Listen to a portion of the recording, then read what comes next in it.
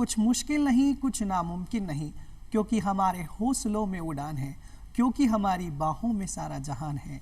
इसीलिए ए मंजिल रुक ज़रा, तुझे पाने पहुँच रहे हैं हम, तुझे पाने पहुँच रहे हैं हम, क्योंकि कुछ मुश्किल नहीं, कुछ नामुमकिन नहीं। दोस्तों, जीवन में ऐसा कोई काम नहीं है जिसे हम कर नहीं सकते, ऐसा कोई टारगेट नहीं है जिसे हम अचीव नहीं कर सकते। ज़रूरत है तो सिर्फ थोड़ा सा हौसला रखने की, ज़रूरत है तो सिर्फ सच्ची लगन के साथ मेहनत करने की। नमस्कार, मैं हूं शुभम गुप्ता और स्वागत करता हूं आप सभी का डीडी राजस्थान के खास प्रोग्राम युवा तरंग में। दोस्तों, हमारे आज के कार्यक्रम का विषय है युवा भविष्य और न्यायिक व्यवस्था। आप न्यायिक व्यवस्था से जुड़कर आज का युवा किस तरह से अपना करियर बना सकता है, इसमें करियर्स के क्या ऑप्शन हैं और किस तरह से अपना भविष्य संवार सकता है, इसी पर चर्चा के लिए आज हमारे साथ स्टूडियो में उपस्थित है हमारे दो खास मेहमान जिन्होंने हाल ही में आरजेएस का एग्ज़ाम क्रैक किया है। हमारे साथ है शिखा शर्मा, हमारे साथ है देवकरण गुर्जर। आप दोनों का युवा तरंग के मंच पर बहुत बहुत स्वागत है। सबसे पहले आप दोनों को हमारी ओर से और हमारी ऑडियंस की तरफ से आरजेएस में चयनित होने पर बहुत बहुत बधाई। Thank you sir. चर्चा की शुरुआत शिखा आपसे करना चाहेंगे। आरजेएस बनने के सफ़र की शुरुआत कैसे हुई? सर, ये फर्स्ट तो मेरे पिताजी का सपना था कि मैं आरजेएस बनूं। साथ ही मेरे मामा जी हैं चंद्रशेखर जी पारिक, उनसे भी मैंने प्रेरणा ली और मेरे ग्रेजुएशन 2017 में कंप्लीट हुआ। उसके बाद मैंने एलएलबी में एडमिशन लिया। मुझे जो अट्रैक्ट करती है इस सर्विस की वो ये है कि इसमें जाके हम जो समाज के पिछड़े लोग हैं, निर्धन लोग हैं, उनको हम न्याय प्रदान कर सकते हैं और समाज की सेवा कर सकते हैं। अच्छा देवकरण, आप बताएं, जिस तरह से एक लीगल ऑफिसर की जॉब से आरजेएस का सफ़र कितना आसान रहा आपके लिए? सर, आसान तो नहीं था, इसमें टाइम मैनेजमेंट सबसे इम्पोर्टेंट था क्योंकि ऑफिस आवर के बाद ही मेरे को तैयारी करनी थी। तो जो टाइम ऑफिस आवर के बाद मिलता था उसी में मैंने तैयारी की। यानी यदि आप अपने सीनियर होते हैं, जो कलीग हैं, उनको कॉन्फिडेंस में लेते हैं या उनको अपनी ये बताते हैं कि मैं प्रिपेयर कर रहा हूँ, तो वो आपको सपोर्ट करते हैं जी। तो उसमें टाइम मैनेज करके मैंने इसमें तैयारी की सर। जिस तरह से आज देखते हैं यूथ के पास करियर को लेकर काफ़ी सारे विकल्प होते हैं, आपके पास भी काफ़ी विकल्प होंगे, लेकिन आरजेएस को ही आपने क्यों चुना? जी सर, कॉलेज से पास आउट होने के बाद काफ़ी विकल्प थे। अपने लिटिगेशन में भी जा सकते थे और एक जो लीगल ऑफिसर जो अभी मैं कर रहा हूँ उसमें भी एक फील्ड था। लेकिन जो आरजेएस सर्विस है वो एक सोसाइटी को सर्व करने की सर्विस है। इसमें आप एक सोसाइटी को कनेक्ट होके जो लोअर जो अपने सोसाइटी के सेक्शन है उसको आप सर्व कर सकते हो। एक जॉब में रह के कोई युवा साथी तैयारी करना चाहते हैं तो किस तरह से सामंजस्य बिठाएं, स्थितियों परिस्थितियों को किस तरह से हैंडल करें? सर, जॉब में रहने के टाइम एग्ज़ाम प्रिपरेशन के लिए सबसे डिफ़िकल्ट होता है टाइम मैनेजमेंट, क्योंकि आपके पास जो नॉर्मल कैंडिडेट है उनसे काफ़ी कम टाइम होता है ऑफिस आवर्स के बाद। तो उसमें मैनेज करना और सेलेक्टेड जो आपके पास है बुक्स वगैरह उनको पढ़ना और बाकी उनको बार बार रिवाइज करना और जो लिमिटेड टाइम है उसी में काफ़ी आपको वो करना पड़ता है। तो उस वजह से सर मतलब क्लेवर माइंड हो सकता है और टाइम मैनेजमेंट, आपको टाइम वेस्ट नहीं करना किसी भी चीज़ में, तो क्योंकि टाइम आपके पास वैसे ही कम है और उसको अभी यदि वेस्ट कर दोगे तो फिर तैयारी के लिए टाइम नहीं मिल पाएगा। शिखा, यदि बात करें आरजेएस के एग्ज़ाम पैटर्न की तो किस तरह का एग्ज़ाम होता है और हमारे यूथ को किस तरह से तैयारी करनी चाहिए इसके लिए? सर, सबसे पहले तो इसमें 3 स्टेजेस हैं: preliminary, mains examination and interview. Pre का जो सिलेबस है वो ऑब्जेक्टिव टाइप क्वेश्चंस आते हैं उसमें 70 मार्क्स का लॉ का रहता है और 30 मार्क्स हिंदी इंग्लिश ग्रामर का रहता है। मेंस सब्जेक्टिव टाइप पेपर है, उसमें एसेज भी आते हैं, 50-50 मार्क्स के हिंदी इंग्लिश के एसेज रहेंगे एंड 200 मार्क्स का लॉ का पेपर होता है। And then final stage interview की होती है जो 35 मार्क्स का होता है। तो सब स्टेजेस के लिए अलग अलग से पढ़ाई करने का तरीका है। जो प्री है उसमें हमें एज इट इज़ सेक्शन के नंबर, पूरे सेक्शन याद होने चाहिए, सुप्रीम कोर्ट के केसेस हैं, ग्रामर पे अच्छी कमांड होनी चाहिए क्योंकि वो भी काफ़ी मैटर करता है 30 मार्क्स क्लियर करने के लिए, क्योंकि दिन ब दिन देखें तो हम जो कट ऑफ मार्क्स है वो बढ़ते जा रहे हैं। तो हिंदी इंग्लिश पे भी आप बराबर फोकस करें और मेंस का होता है ज़्यादा से ज़्यादा रिटन प्रैक्टिस करें और हिंदी इंग्लिश के एसेज पे भी काफ़ी फोकस करें लॉ के साथ साथ में। और इंटरव्यू का भी आप मॉक इंटरव्यूज़ दें। बाकी जो इंटरव्यू 35 मार्क्स का है, लेकिन जो मेंस का एग्ज़ाम है वो 300 मार्क्स का है। अगर हम उसको अच्छे से प्रिपेयर करें, उसमें अगर हमारे बहुत अच्छे नंबर आ रहे हैं तो इंटरव्यू में अगर आपको कम नंबर भी मिलते हैं तो भी आप इजीली क्रैक कर सकते हैं। तो मेरा यही है कि मेंस को आप अच्छे तरीके से उसके लिए प्रिपेयर करें।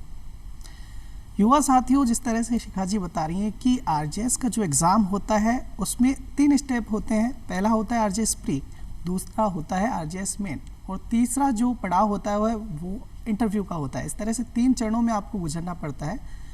शिखा, ये बताएं कि सिलेक्शन का क्या प्रोसेस होता है, सिलेक्शन का क्या क्राइटेरिया होता है? मेंस के अंकों के आधार पर या इंटरव्यू के अंकों के आधार पर सिलेक्शन होता है या तीनों एग्रीगेट होता है? मेंस एंड इंटरव्यू के जो मार्क्स हैं उनको टोटल करके सिलेक्शन किया जाता है। प्रीलिमिनरी क्वालिफाइंग एग्ज़ाम है, उसको क्वालिफाइंग करना है कट ऑफ मार्क्स के अकॉर्डिंग, मेंस एंड इंटरव्यू। यदि हम कोई बुक्स की बात करें प्री एग्ज़ाम के लिए जो ऑब्जेक्टिव टाइप होता है, तो कौन सी बुक्स बेहतर होती है? किस तरह से प्री के लिए प्रिपरेशन बेसिकली करनी चाहिए देवकर? सर प्री के लिए मेनली तो जो बैरेक्ट होते हैं जो वो इम्पोर्टेंट होता है।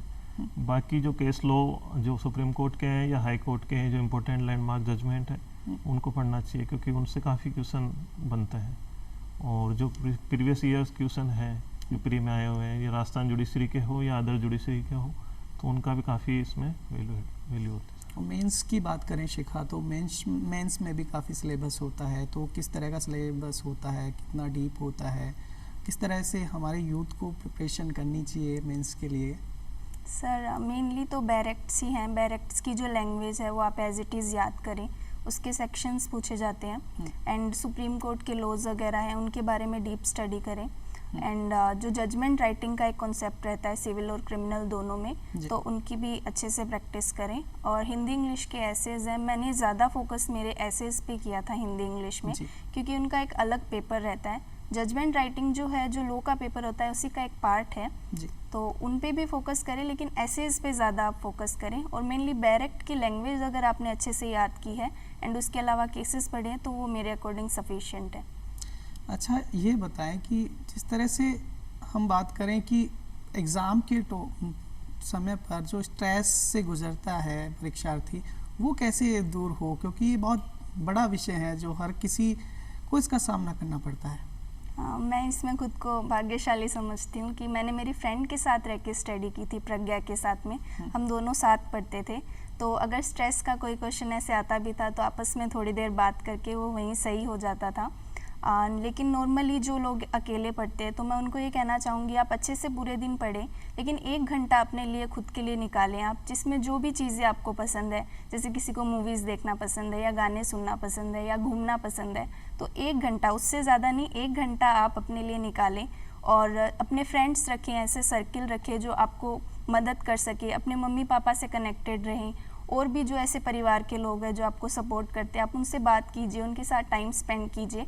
अकेले में आप पूरा स्टडी ना कीजिए कि सबसे दूर रह के आप स्टडी कर रहे हो, सबसे बातचीत रखिए अच्छे से, और जो भी थोड़ा समय खुद के लिए भी निकालें तो स्ट्रेस से बचा जा सकता है। आप कहना चाहती कि सोशल गैदरिंग को इसमें इन्वॉल्व करके हम तैयारी करें तो बेहतर होगा? ऐसा नहीं है, परिवार के कुछ लोग ऐसे होते हैं जिनसे हमें 2 मिनट भी बात करके ऐसा लगता है कि हाँ हमें अच्छा फील हो रहा है, तो वो चीज़ आप ऐसे लोग अपने पास हमेशा रखिए जो आपको मोटिवेट करें, आपको स्ट्रेस में आने ही ना दें। जब भी आपको स्ट्रेस फील हो तो वो आपसे बातचीत करके उसको सुलझाने की कोशिश करें। आपने तैयारी के समय सोशल गैदरिंग को लेकर किस तरह से चुनाव किया? क्या दूरी बनाई या फिर इसी के साथ में तैयारी की? नहीं सर, मैंने काफ़ी दूरी बनाई। 2017 से लेके अब तक मैंने बहुत सारी शादी, फंक्शन, बहुत चीज़ें अवॉइड की है। बाहर जाना, जो भी है फैमिली में रह के, परिवार के साथ में रह के ही। मैं कभी चूरू से हूँ मैं, तो मैं कभी चूरू से बाहर नहीं गई, बहुत ज़रूरी काम हो तो ही, वरना घूमना फिरना सब एक बार के लिए जब तक सिलेक्शन ना हो अवॉइड करना पड़ता है सर। अभी आप ऐसे के बारे में कह रही थी, तो उससे रिलेटेड किस तरह की तैयारी करनी चाहिए हमारे यूथ को? ऐसे ही क्यों? ऐसे में ये है कि सबसे पहले तो आप ऐसे टीचर देखिए, मार्गदर्शन दे सके आपको अच्छे कि किस तरीके से आपको लिखना चाहिए, और उस पर आप ज़्यादा से ज़्यादा प्रैक्टिस करें, लिख के प्रैक्टिस करें। कई बार ऐसा होता है मोबाइल फ़ोन में लिख के या कंटेंट इकट्ठा कर लिया हमने और सिर्फ पढ़ लेते हैं उसको। ऐसे इसको आप ज़्यादा से ज़्यादा लिखें, हिंदी में, इंग्लिश में, दोनों लैंग्वेज पर आपकी कमांड हो। कई बार मैंने ऐसा देखा है कि हिंदी अच्छे से ऐसे लिख रहे हैं, इंग्लिश नहीं लिखनी आ रही, या इंग्लिश अच्छे से लिख रहे हैं, उनको हिंदी में एरर्स होते हैं, तो दोनों लैंग्वेज पे अच्छे से कमांड करें। लिख के जितना प्रैक्टिस कर सकते हैं उतना आप करें, और ऐसे टीचर्स रखें जो उनको चेक करके आपको मतलब बिठा के एक एक कमी बता सके कि आपने यहाँ ये चीज़ गलत लिखी है, तो काफ़ी इम्प्रूवमेंट होगा सर। युवा साथियों, आप लोग आरजेएस की यदि प्रिपरेशन करते हैं तो आपको लिखकर प्रैक्टिस करना चाहिए। ये एक्सपीरियंस बोल रहा है और आप ऐसा कर सकते हैं, चीज़ों को अच्छे से समझ सकते हैं, जान सकते हैं। लेकिन जी ये बताएं कि सोशल मीडिया भी एक अहम रोल होता है सोसाइटी में और यूथ इससे काफ़ी कनेक्ट होता है। तो जो यूथ आरजेएस जैसे एग्ज़ाम की प्रिपरेशन कर रहा है उससे किस तरह से, क्या सोशल मीडिया से दूरी बनानी चाहिए या सोशल मीडिया के साथ ही तैयारी करनी चाहिए? सर मेरा मानना है कि इससे पूरी तरह दूरी नहीं बना सकते, इसको लिमिटेड कर सकते हैं आप। इसको कुछ घंटे फिक्स कर दीजिए या कुछ मिनट फिक्स कर दीजिए, मैं इसमें दिन से इसमें ज़्यादा इसमें टाइम इन्वेस्ट नहीं करूँगा, तो उससे आप लिमिटेड कर दीजिए, क्योंकि इससे दूरी बनाना पॉसिबल है नहीं। आज की जो सिचुएशन है उसमें आप कनेक्ट किसी थ्रू सोशल मीडिया प्लेटफॉर्म से कनेक्ट रहोगे। तो मैंने ये किया था, मैंने लिमिटेड कर दिया था इसका यूज, और बाकी मैं इसको यूज करता था लेकिन लिमिटेड जो टाइम था वो उसी में यूज करता था। तो ये क्या एक मनोरंजन की दृष्टि से या फिर पढ़ाई की दृष्टि से? क्योंकि आजकल तो सोशल मीडिया पर भी बहुत सारे कंटेंट उपलब्ध रहते हैं, स्टडी मटेरियल उपलब्ध रहता है आरजेएस को लेकर, क्या जी सर ये सही है, क्योंकि जो टेलीग्राम और जो व्हाट्सएप ऐप है इन पे काफ़ी जो मटेरियल है, केस लो वगैरह जो इन पे शेयर होते रहते हैं, और वहाँ पर उनको कुछ लोगों को पता नहीं रहता, तो उनसे पता लग जाता है कि जो लेटेस्ट जजमेंट वगैरह है। लेकिन मेरा मानना है कि इसका लिमिटेड यूज होना चाहिए, और या आप मनोरंजन के लिए भी करो या इसको स्टडी के लिए भी करो तो भी लिमिटेड यूज होना चाहिए। जो आपका जो कन्वेंशनल जो मेथड है टीचिंग एग्ज़ाम प्रिपरेशन का, बुक्स वगैरह, उन पे ज़्यादा देना चाहिए। युवा साथियों, परीक्षा के दौरान सोशल मीडिया का लिमिटेड यूज़ होना चाहिए। यदि आपको ज़रूरत है तो यूज़ करें, आप इसका एडवांटेज लें, डिसएडवांटेज नहीं लें। शिखा ये बताएं कि हम अक्सर देखते हैं कि प्री देने के बाद मेंस और मेंस के बाद में इंटरव्यू में कहीं ना कहीं थोड़ा यूथ को प्रॉब्लम होती है, क्रैक ढंग से कर नहीं पाते हैं, थोड़े कम अंक आते हैं। तो क्या किस तरह से प्रिपरेशन आपने की, किस तरह से हमारे यूथ को इंटरव्यू के लिए प्रिपरेशन करनी चाहिए? सबसे पहले तो सिलेबस जो है उसको आप रिवाइज करें अच्छे से, और मॉक इंटरव्यूज़ आप ज़्यादा से ज़्यादा दें। जैसे मेरी रेगुलर क्लासेस होती थी तो रोज़ सुनना या किसी को सुनाना, या आपके घर में भी कोई है तो उनको भी आप बिठा के कि हमें पूछिए क्वेश्चन इस तरीके से, तो वो प्रैक्टिस कर सकते हैं। बाकी मैं यही कहूँगी कि आप मेंस पे अच्छे से ध्यान दीजिए। इंटरव्यू में क्या क्वेश्चन पूछेंगे इसके बारे में हमें नहीं पता, हम सब तैयारी कर लेंगे, फिर भी हो सकता है वो कुछ अलग क्वेश्चंस पूछें, हो सकता है हमें नहीं आए।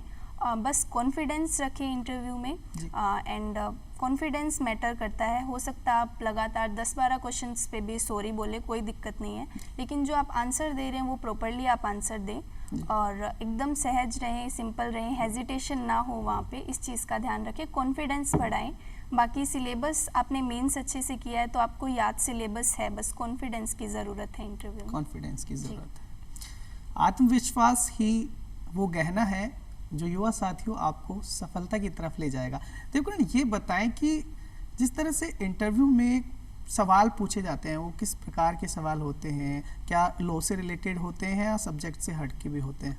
सर मेनली तो लॉ से रिलेटेड ही क्वेश्चन पूछे जाते हैं, लेकिन यह डिपेंड करता है, आपके बायोडाटा से भी क्वेश्चन हो सकते हैं, आपने एजुकेशन कहाँ से की, आपका होम डिस्ट्रिक्ट और राजस्थान की जो कल्चर और ट्रेडिशन है, इनसे भी क्वेश्चन बनते हैं। सर कई बार हम देखते हैं कि यूथ जो ग्रामीण तबके से आता है उसे कहीं ना कहीं आर्थिक समस्या का सामना करना पड़ता है, तो वो यूथ क्या करे जो कोचिंग्स की भारी भरकम फीस नहीं दे सकता, किस तरह से तैयारी करे? सर ये सही है, क्योंकि कई जो पिछड़े इलाके से होते हैं उनको आर्थिक समस्या का सामना करना पड़ता है, लेकिन सर इसके लिए सबसे बेस्ट ऑप्शन है यूट्यूब, जो जिसपे काफ़ी फ्री लेक्चर्स है कई टीचरों के, और बाकी जो लैंडमार्क जजमेंट है वो भी उस पर अवेलेबल है। वो एक फ्री प्लेटफॉर्म है, तो उससे आप कर सकते हो सर तैयारी। और जैसे कुछ अच्छे कोचिंग ऑप्शंस की बात करें जो लोग तैयारी कर सकते हैं या आर्थिक रूप से सक्षम है, तो क्या कहेंगे? सर मैंने कोचिंग नहीं की थी, मैंने सेल्फ ही पूरा किया था, मेरे दोनों अटैम्प्ट मेरे सेल्फ थे, ये वाला और पिछले वाला भी, तो मैंने सेल्फ किया था। अच्छा ये बताएं कि सेल्फ स्टडी में शिखा किस तरह की बाधाएं आती है, किस तरह की चुनौतियों का हमें सामना करना पड़ता है? सर सेल्फ स्टडी में ये रहता है, सबसे पहले कंसिस्टेंसी रखना काफ़ी मुश्किल होता है। सेल्फ स्टडी में ऐसे हो सकता है हमारा एक दिन पढ़ने का मन कर रहा है, दूसरे दिन नहीं कर रहा, तो मैं ये सजेस्ट करूँगी कि आप ऐसे गुरुजन हैं उनका मार्गदर्शन हमेशा रखें कि वो आपको मोटिवेट करते रहे कि आपको पढ़ना है। और कोचिंग के लिए सर स्टार्टिंग में मैं सजेस्ट करूँगी कि थोड़े महीने, अगर आप सेल्फ स्टडी भी करना चाहते हैं तो थोड़े महीने आप कोचिंग लें, ताकि आपको एक डायरेक्शन पता लगे कि आपको किस डायरेक्शन में पढ़ाई करनी है। उसके बाद अगर आप सेल्फ स्टडी कर सकते हैं तो पूरा कीजिए उसको। दिक्कत कंसिस्टेंसी रखने में ही आती है, तो वो चीज़ अगर आप कर सकते हैं तो सेल्फ बेस्ट ऑप्शन है। अच्छा देवकरण, ये बताएं कि कोचिंग और सेल्फ स्टडी कौन सा ऑप्शन कितना बेहतर है? सर ये डिपेंड करता है इंडिविजुअल पे, किसका क्या नेचर है। कोई सेल्फ स्टडी को सफिशिएंट मानता है, कोई उसके लिए कोचिंग ज़रूरी होती है। कुछ बच्चे होते हैं जिनको कोचिंग से अच्छा सपोर्ट मिलता है तो उनके लिए कोचिंग सही है, बेस्ट है। लेकिन जो सेल्फ स्टडी कर सकते हैं, जिनको कॉन्फिडेंस है कि मैं निकाल लूँगा, तो उनको सेल्फ स्टडी सही है। अच्छा ये बताएं कि जिस तरह से हम आमतौर पर देखते हैं कि हर क्षेत्र की अपनी एक चुनौतियाँ होती है, तो इस क्षेत्र में आपको जब आरजेएस की प्रिपरेशन आप कर रहे थे तो आपके सामने क्या चुनौतियाँ रही, किस तरह से प्रिपरेशन की? सर मेरा हिंदी मीडियम रहा है ग्रेजुएशन तक। उसके बाद में मैंने एलएलबी में इंग्लिश मीडियम रहा, तो उसमें मुझे थोड़ा सा स्टार्टिंग में दिक्कत आई चेंज करने में। लेकिन मेरा पर्पस चेंज करने का यही था कि जो हिंदी इंग्लिश के जो एसेज आते हैं उन पे मैं फोकस कर सकूं, क्योंकि हिंदी मुझे लिखनी आती है इजीली, इंग्लिश मैं सीख सकूं, इसलिए मैंने स्विच किया। एंड इसमें मुझे थोड़े टाइम में दिक्कत आई, लेकिन कोचिंग के सपोर्ट से, गुरुजन के सपोर्ट से वो मैंने कवर कर लिया। और बाकी दिक्कत चलती रहती है, एक लंबा पीरियड होता है आपका तैयारी करने का। जैसे मैंने 2017 से मैं ये प्रिपरेशन कर रही हूँ, तो कई टाइम ऐसा होता है मन करता है, कभी मन नहीं करता, स्ट्रेस भी आ जाता है कभी कभी। बहुत सारी चीज़ें अवॉइड करके सिर्फ पढ़ाई के बारे में ही आप सोचें, और अपने आसपास ऐसे लोगों को रखें जो आपको मोटिवेट करते रहे। कोई भी ऐसे लोगों को ना रखें जो आपको डीमोटिवेट करे कि आपका नहीं होगा सिलेक्शन। तो मैं खुद को भाग्यशाली समझती हूँ कि मेरे आसपास ऐसे ही लोग हैं जिन्होंने मुझे हमेशा मोटिवेट किया है करने के लिए। तो ये सफ़र मेरा बहुत अच्छा गुजरा है सर। जिस तरह से आप कह रहे हैं कि आप निरंतर 2017 से तैयारी कर रही हैं, करीबन 5 वर्ष, तो कितने घंटे पढ़ाई की, किस तरह से अपनी स्ट्रेटजी बनाई एग्ज़ाम्स को लेकर? जी सर, मेरा कोई घंटे फिक्स नहीं है कि मैं 8 घंटे पढ़ती हूँ।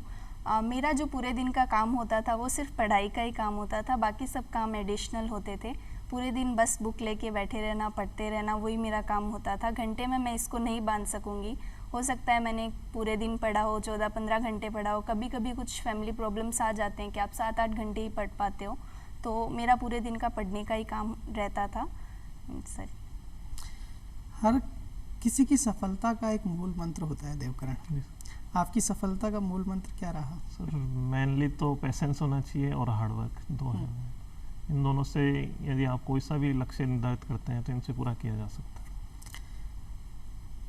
देवकरण बता रहे हैं कि दोस्तों, यदि आपको किसी भी परीक्षा की तैयारी करनी है और किसी भी टारगेट को अचीव करना है तो पेशेंस रखना बहुत ज़रूरी है। आपके अंदर वो आत्मविश्वास होना चाहिए जिसकी रिक्वायरमेंट है हमें है।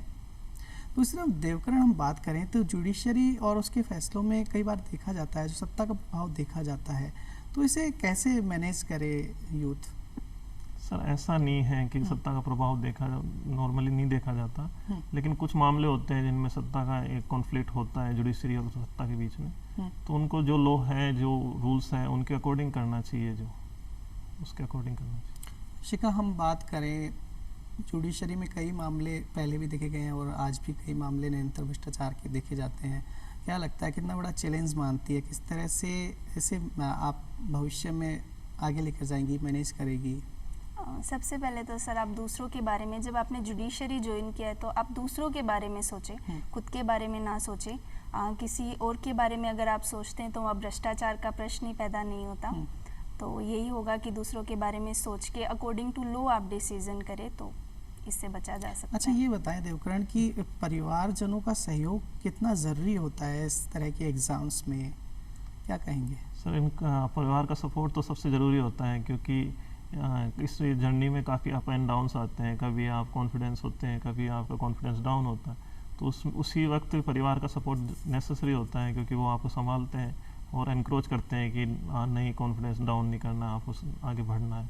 तो इसलिए परिवार का सपोर्ट तो नेसेसरी है सर। आपके लिए सबसे बड़ा मोटिवेशन किसका रहा परिवार सर में? मेरे पिताजी का और मेरे बड़े भैया का रहा था। उन्होंने लगातार मेरे को सपोर्ट किया था कि आप करो, तैयारी करो, निकल जाओगे।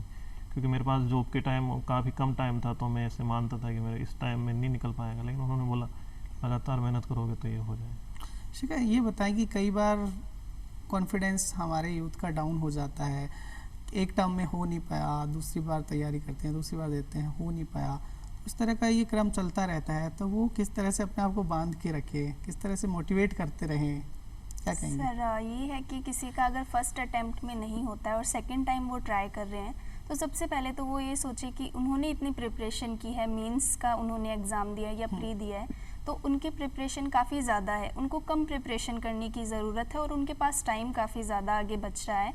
तो आप अपनी पीछे की जो भी आपकी वीकनेसेस रही हैं, कमियां रही है, उनको पहले इवेल्युएट करें, आपकी किस सब्जेक्ट में आप वीक हैं या क्या चीज़ में कमी रहने की वजह से आपका सिलेक्शन नहीं हुआ, उनको आप इम्प्रूव करें और अच्छे से मेहनत करें, कॉन्फिडेंस अपना रखें और इस तरीके से क्लियर किया जा सकता है पुरानी गलतियों को अपना सुधार करके।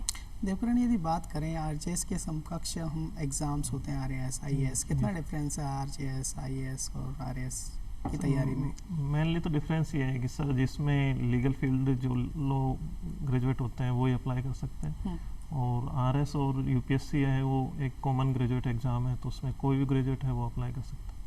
दूसरा सर इनका सिलेबस में भी काफ़ी डिफरेंस है, इसमें लॉ से रिलेटेड ही पूछा जाता है, बाकी उनमें जो जीएस है, जो टेक्निकल सब्जेक्ट है और एक ऑप्शनल भी होता है, उनमें वो पूछा जाता है सर। अच्छा, ये बताइए शिखा, जो यूथ ग्रामीण तबके से आता है, इतना गाइडेंस मिल नहीं पाता है, तो किस तरह से अवेयरनेस लाई जा सकती है इस तरह की एग्ज़ाम्स के लिए, आईएएस, आरएएस, आरजेएस जो भी है, क्या कहेंगी?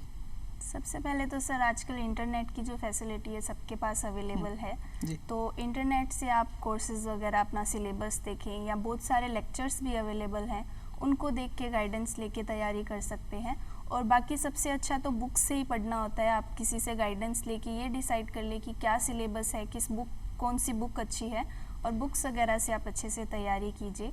और बाकी जो सोशल मीडिया का जो यूट्यूब वगैरह है उनका मैं बहुत कंट्रीब्यूशन मानती हूँ, मैंने भी काफ़ी केसेस वगैरह बहुत इजीली समझाए हुए होते हैं, उसमें इजीली समझ में आ जाते हैं। अदर देन हम अगर कोई जजमेंट पढ़ते हैं, वो बहुत बड़ा जजमेंट होता है सुप्रीम कोर्ट का, लेकिन यूट्यूब वगैरह में बहुत शॉर्ट एंड सिंपल तरीके से वो बताया हुआ आता है कि इसकी मेन चीज़ क्या है, तो ये काफ़ी बेनिफिट मिलेगा यूट्यूब वगैरह से। अच्छा, जाते जाते आप हमारे यूथ को क्या संदेश देना चाहोगे? सर मैं तो यही संदेश देना चाहता हूँ कि कोई भी एग्ज़ाम हो या कोई भी लक्ष्य हो, तो आपको पेशेंस रखना ज़रूरी है, उसके साथ आप हार्ड वर्क करते रहे और कॉन्फिडेंस रहे हमेशा, तो आप उस निर्धारित जो लक्ष्य है या एग्ज़ाम है उसको आप क्रैक कर सकते हैं। जी, तो आज के कार्यक्रम की समय सीमा समाप्त होने की तरफ है, हमें आगे बढ़ना होगा। आप आज युवतरंग के मंच पर पधारे, इसके लिए आपका बहुत बहुत धन्यवाद।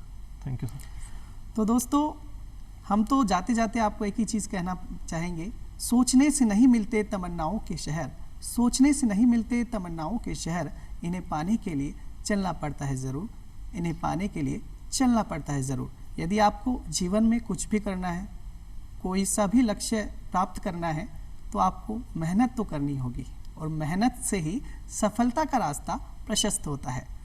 आपका बहुत बहुत धन्यवाद।